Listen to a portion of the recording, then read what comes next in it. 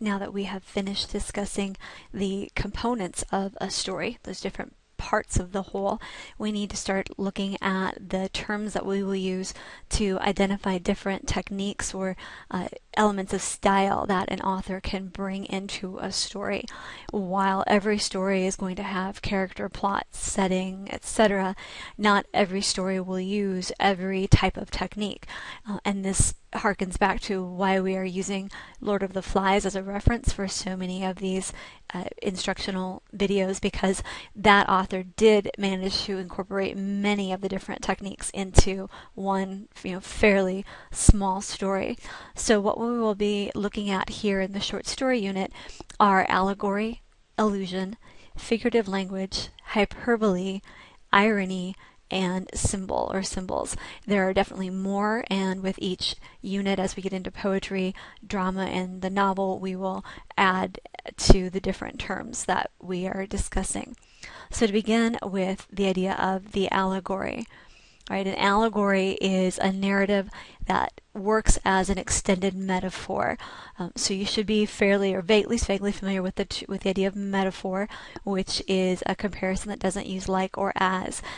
With an allegory, the entire story is itself a metaphor, with many elements of it having meaning beyond just the literal. So you can have an allegory in a fable, in a parable, in a poem, or in a longer story, such as a novel or a short story. In your allegory, the characters, the setting, and other symbols have both literal and figurative meanings. So they mean something beyond just what is the obvious. As a whole, the narrative will convey abstract ideas about morality or justice or humanity or things of that nature.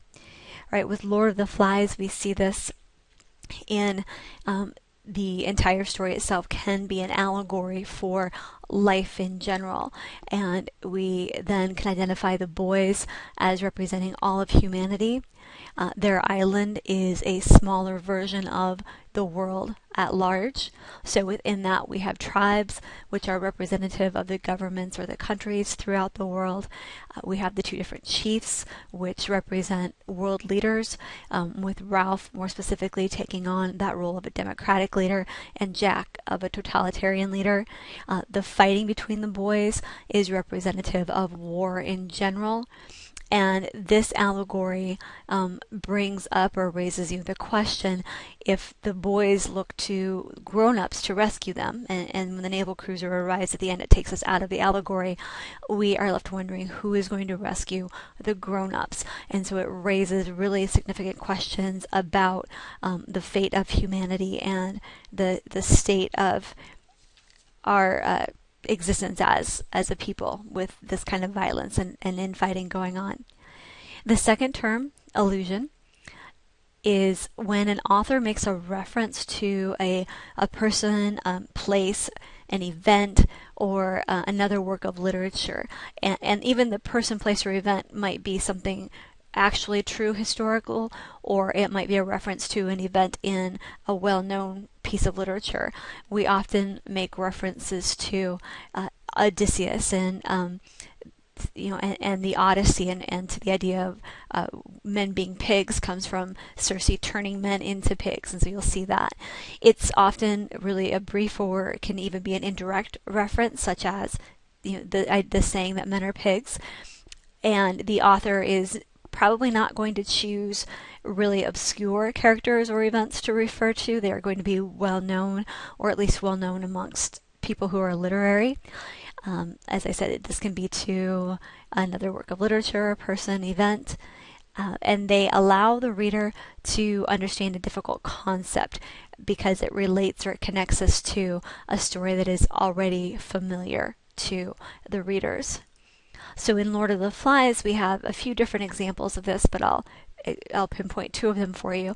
First of all, the title itself and the name that Simon gives to the pig's head on the stick, Lord of the Flies, is a translation of the Hebrew word Beelzebub, and Beelzebub is another name for Satan. So this allusion to Satan lets us know that the pig's head, the Lord of the Flies, the problem on the island is really the problem of original evil.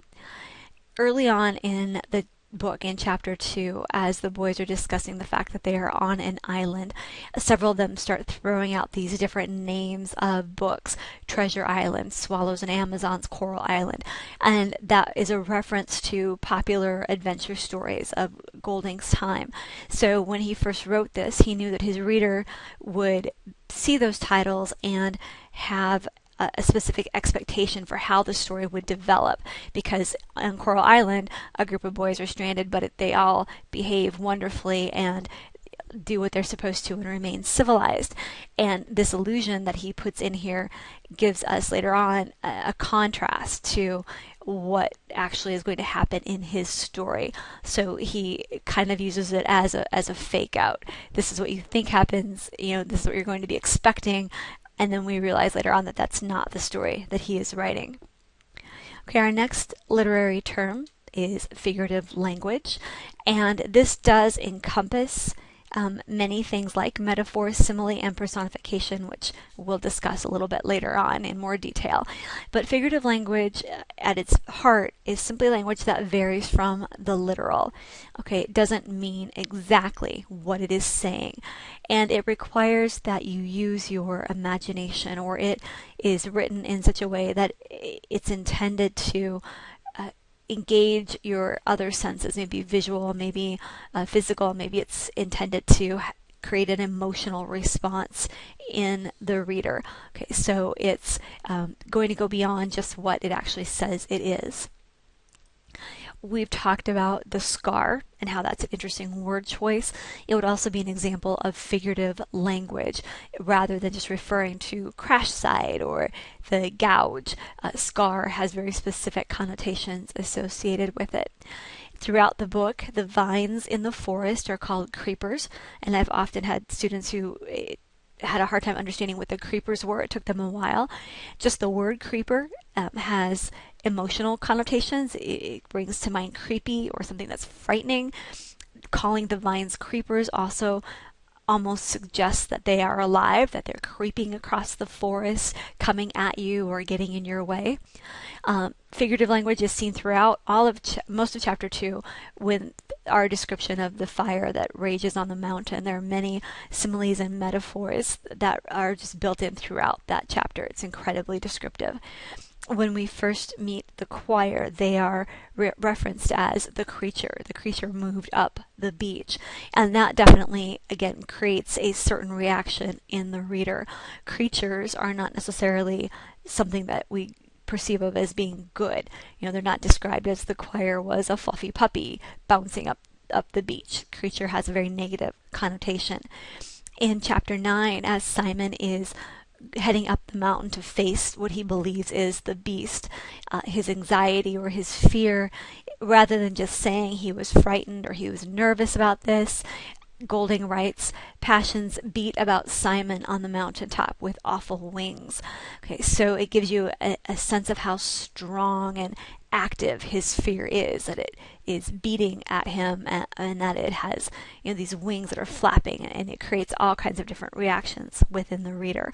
So figurative language pays very close attention to word choice and to the emotional or the physical reactions that people have to the words, not as much to the literal meaning of the words.